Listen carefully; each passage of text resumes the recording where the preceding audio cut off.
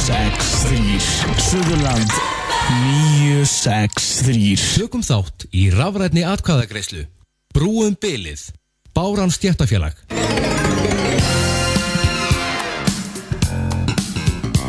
Þá viljum að skella okkur yfir í kjara umræðu og Starfsgreinasamband Íslands sem fer með samningsumboð fyrir ríflega 10.000 manns hefur boðað til umfangsmikilla verkfallsaðgerða frá og með 10. apríl næstkomandi og viðræðum sambandsins við samtök atvinnulífsins var slitið fyrir á dögunum og Halldór og Sigríður Sveinsdóttir, formaður Bárunar stéttarfélags er á línunni. Komdu sæl. Já, komið sælir. Er þetta ekki bara einföld krafa að fara fram á 300.000 í lágmarkslaun? Já, okkur þykir það. Okkur þykir þetta mjög sanngjörn krafa og á mörgu leyti bara væg krafa meðan að neyslu viðmið í dag eru 311.000 og við erum að tala um það að lægstu laun hækki úr 214 í 300.000 innan 3 ára. Mér þætti það eins og ég segja þetta sé einföld krafa þar sem að það hækkar allt nema launin.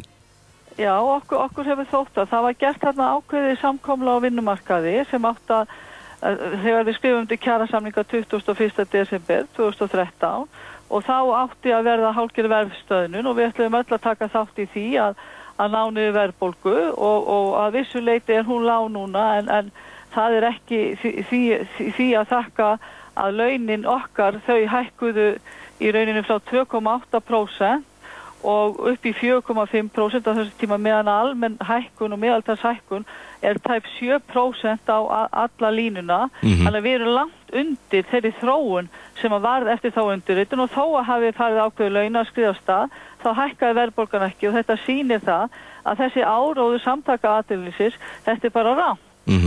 Þessar viðræður sem þið hafi verið í við samtök atvinnulífsins hafa þeir komið með mótframboð?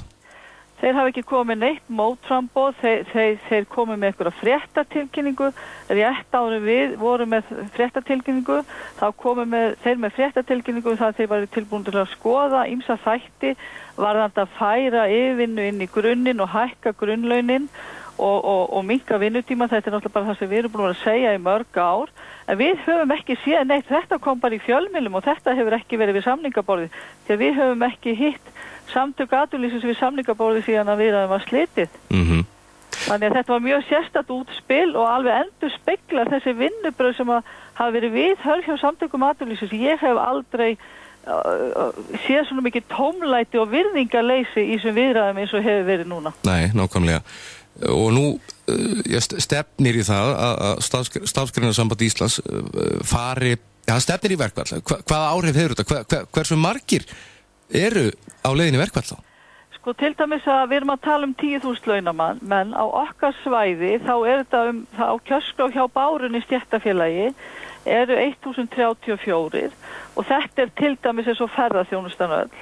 Þetta er mjólkur samsalan og svo ég taki nú eitthvað og slátufélagið og allir greiðasöðustaðir eða sjoppur og veitingastaðir. En þetta er stæðsti hópurinn okkar, hann er í rauninu undir þessu samningi. Svo erum við náttúrulega með kjarasamninga, sérkjarasamninga, þeir palla ekki undir þetta. En það eru nú ekki svo margir, en svo er náttúrulega ekki þeir sem vinna hjá ríki og sveitafélagum, þeir fara ekki þessari lotu. En maður veit ekki hvað framhaldi verður en menn ætla ekki að fara hísi upp eins og buxurnar og koma á samningaborðinu. Algjörlega.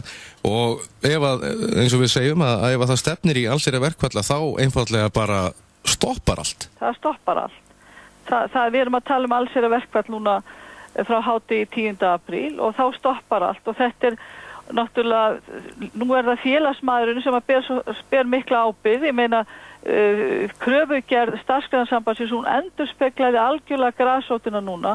Grasrótin segir, félagsmenn segja, við þurfum 300.000 til að lifa og við vitum að þetta eru engin vísindi, en nú ríður á að menn greiði atkvæði og við stöndum öll saman og sýnum hennar styrk og þetta vopn sem við höfum. Algjörlega. Við erum ekki að nota þetta gann okkar, þetta er bara eina vopni sem við höfum. Þegar við mætum svona miklu virðingarleysi og miklu tómlæti við samningaborðið, þá er þetta vopnið okkar og við erum að fara að nýta það. Og það var einmitt 8 í morgun og þá hófst rafræn atkvæðagreiðsla. Já. Og það er vantilega inn á báran.is.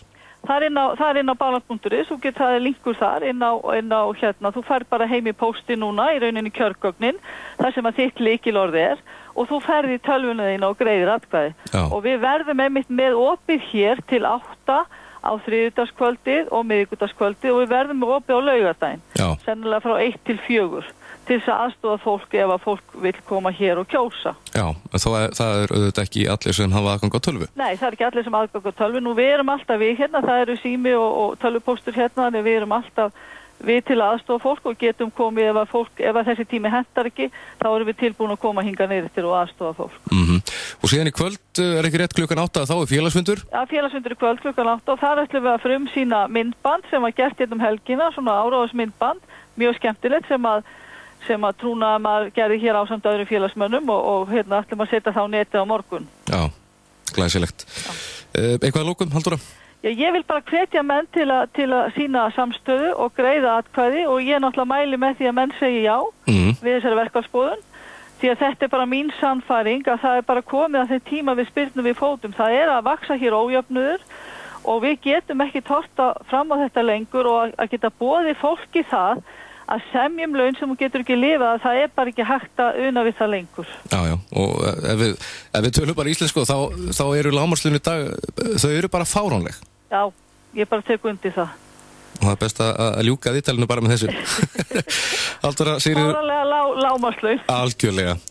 Formaður Bárunnar, Halldóra, takk kærlega fyrir spjallið og gangi ykkur vel. Já, sömuleiðis takk. Takk, bless.